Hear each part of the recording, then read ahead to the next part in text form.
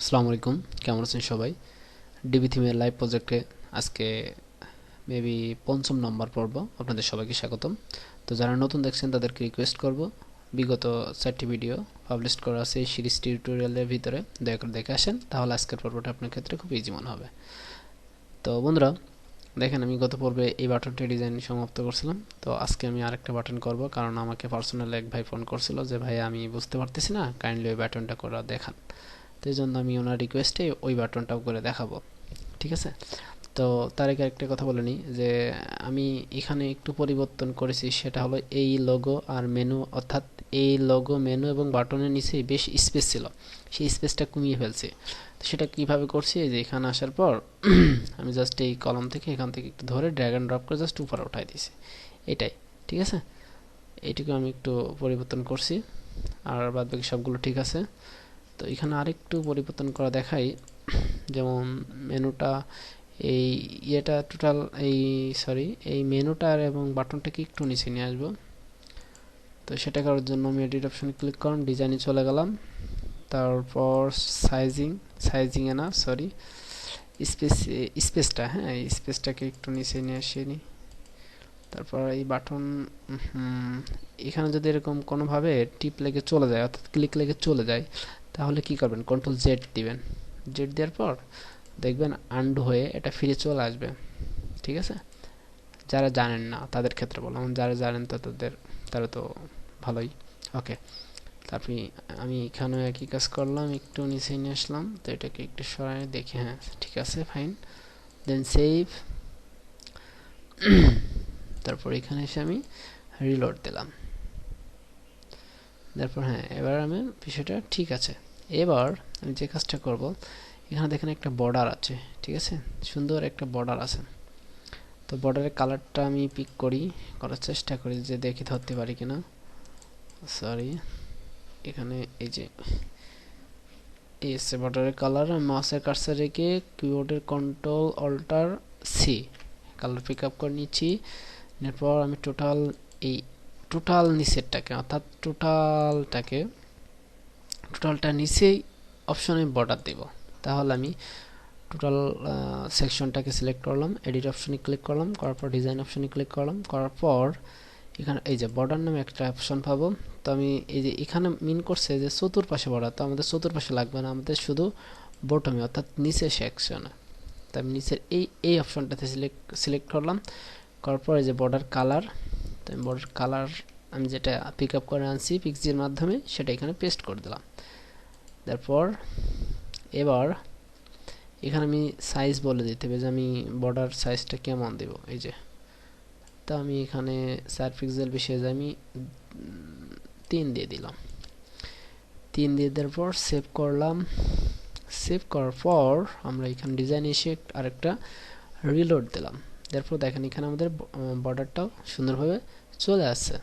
এখানে মেনুর কালারটা বর্ডারের কালার করে দিই, কারণ মেনুর কালারটা কেমন দেখা যাচ্ছে, একদমই কেমন অ্যাশ কালারটা, এতটা গাঢ় হয় নাই, তো গাঢ় করে দিই একটু। ওকে, মেনু টেক্সট কালার, এই যে টেক্সট কালার আমাদের যে কোডটা হাতে কপি করা আছে সেটাই পেস্ট করে দিলাম।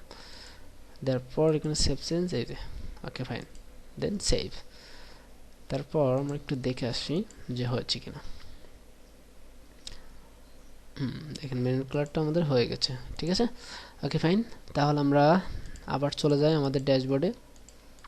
এটা আমার ক্লায়েন্টের ড্যাশবোর্ড, আমরা জাস্ট এখান থেকে এটা এডিট করে আমরা দেখব যে কি কি করছে। হ্যাঁ, তো এটা কেটে দিই, আজকে আমি নিজে নিজে দেখাই আপনাদেরকে। তো এখানে আমরা আবার অ্যাড নিউ বাটনে ক্লিক করব, করার পর এখানে আমরা একটা টেক্সট দিয়ে দিব। কি টেক্সট ছিল, এই যে টেক্সট। ওকে, কপি করলাম, কপি করার পর 2 জায়গা দিয়ে দিলাম বাটন টেক্সট, ঠিক আছে।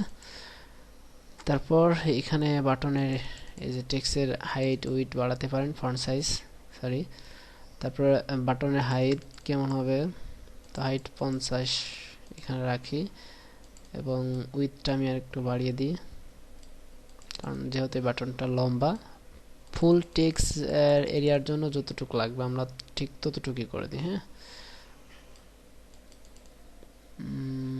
এখানে মেবি 300 প্লাস, মাই গড, হ্যাঁ এখানে 320 দিয়ে দিলাম, ঠিক আছে।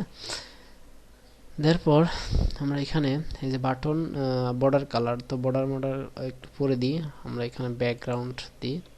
তো ব্যাকগ্রাউন্ডের কি কালার, এখানে কালার পিক আপ করে নিয়ে এসে আমরা কন্ট্রোল অল্টার সি, এবার আমরা আবার এডিট অপশন চলে আসলাম, আসার পর এখানে কালার কোডটা পেস্ট করে দিলাম। তারপর বর্ডারের এই যে কোথায় এই যে বর্ডারের কালারটাও দিয়ে দিই, ওকে বর্ডার হওয়ার কালারটাও দিয়ে দিই, ওকে এখানে সবগুলো ওকে। আমরা এখানে একটা লিংক দিয়ে দিই, এখানে কি লিংক দেব, আচ্ছা ওকে হোম পেজের লিংকটাই দিই আপাতত, যেহেতু আমরা এটা টেস্ট পারপাসে করতেছি। New tab do follow link, okay. এবার আচ্ছা টেক্সটের সাইজ একটু কমাই দিলে ভালো হয় মনে হয়, কেন যেন বড় বড় লাগছে। আচ্ছা এখানে আমরা 15 করে দিয়ে হাইটটাও একটু কমাই দিই, এখানে আমরা 300 করে দিই, 300 ও সরি 300, এখানে আমরা 300 করে দিই। হ্যাঁ এবার হবার অপশন আসি, আমরা হবার অপশনে চলে আসি, টেক্সট শ্যাডো কোথায়, ব্যাকগ্রাউন্ড। তো ব্যাকগ্রাউন্ড হবার কালার আমরা কি দিব, এটা সেই কালারটা এই কালারটাই দিব, দেওয়ার পর এই কালারটাকে একটু গাঢ় করে দিব। হ্যাঁ যদি বাইরের রিকোয়ারমেন্ট আপনার থাকে সেটা আপনি কালার পিক আপ করে দিতে পারেন। তারপর আমি এখানে এটাকে একটু গাঢ় করে দিব, হ্যাঁ জাস্ট গাঢ় করে দিয়ে দিলাম। এবার এটা হবার করলে কি কি কালার আসবে টেক্সটের, তো আমি এখানে কালার টেক্সট, এখানে হোয়াইট আছে হোয়াইট থাক, এটা কি হবার অপশন না, এটা বেসিক অপশন, এই যে টেক্সট কালার হবার, এখানে হোয়াইট, ওকে এই যে that's it, okay good, so good. Okay এখানে বর্ডার শ্যাডো কালার,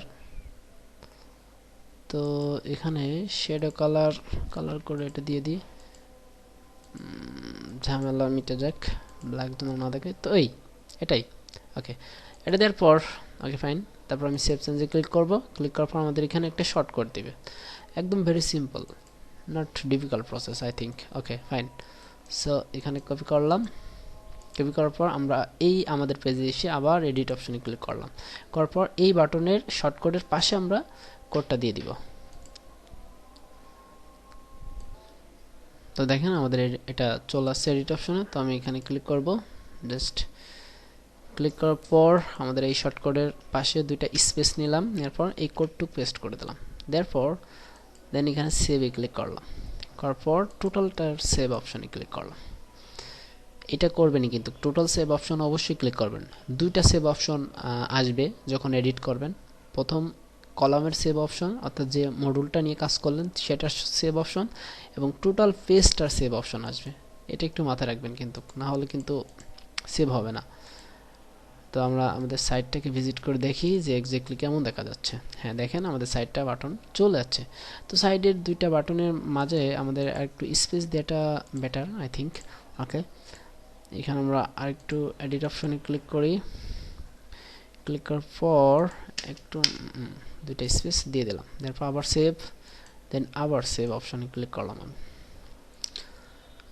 তারপর এবার আমরা আবার সেইখানে রিলোড দিলাম, দেখেন আরেকটু স্পেস পেয়ে গেছে। তো বন্ধুরা so good I think, okay fine, I hope বিষয়টা বুঝতে পারছেন। আপনারা আমার সাথে সাথে অবশ্যই প্র্যাকটিস করছেন, আর যারা নতুন তাদেরকে রিকোয়েস্ট করব অবশ্যই সাবস্ক্রাইব করবেন, পাশে থাকা বেল আইকনটি ক্লিক করবেন, আর আমার জন্য দোয়া করবেন। তো ভালো থাকবেন, আসসালামু আলাইকুম।